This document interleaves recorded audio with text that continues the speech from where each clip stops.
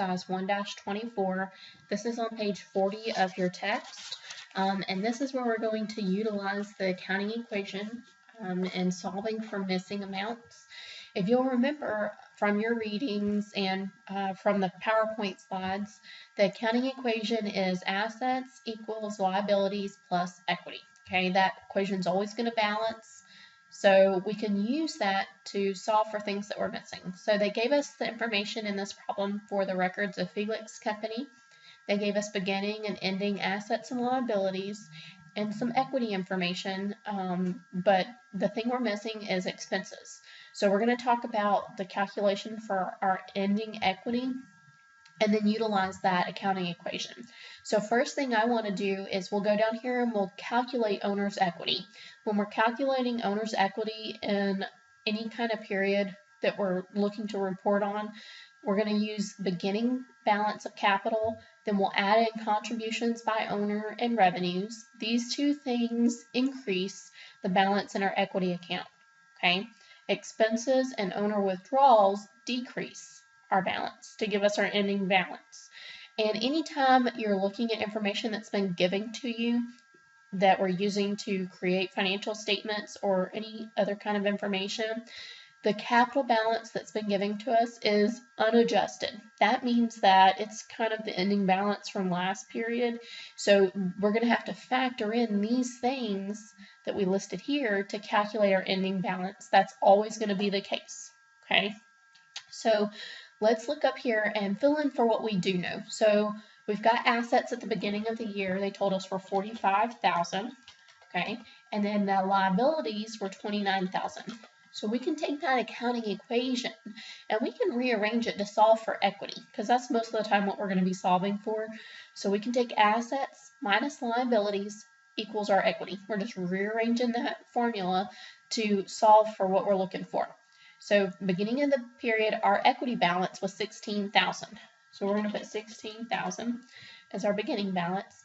And then let's go ahead and put in the ending information that they gave us. So we have ending assets of $55,000 and liabilities of $38,000. So that means we have an ending balance in our equity of $17,000. So we know what the ending balance is.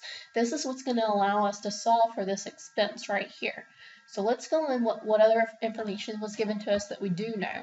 So they said owner contributions up here were 0. So we didn't have any owner contributions this period. And then they added in revenue, which they told us they earned $242,000. And then expenses are what we're trying to find, okay? And then we had owner withdrawals of $19,000. So I know I want to get to $17,000. So the sum of all of this should equal $17,000. Well, if we add this up right now, we add $16,000 plus 0 plus $242,000 minus $19,000. That gives us $239,000. All right. So to get to $17,000, if I add $239,000 and subtract $17,000, that means my expenses must have been $222,000. Okay? So that's how we solve for that missing amount of expenses right there. Expenses are $222,000. All right? So then the second requirement, they wanted us to know, to ask us, did they earn a net income or suffer a net loss for the year? So when we're calculating how much income or loss a company has generated in a period, we're always going to take revenues less expenses. All right, so if revenues are greater than our expenses, we'll always end up with a net income. And if our revenues are less than expenses, so that means expenses are greater, we'll have a net loss. Here, they had net revenue or revenues of $242,000. And expenses, we just calculated, were $222,000. So they earned, since we know expenses are less than revenues are greater, they had net income of $20,000. All right.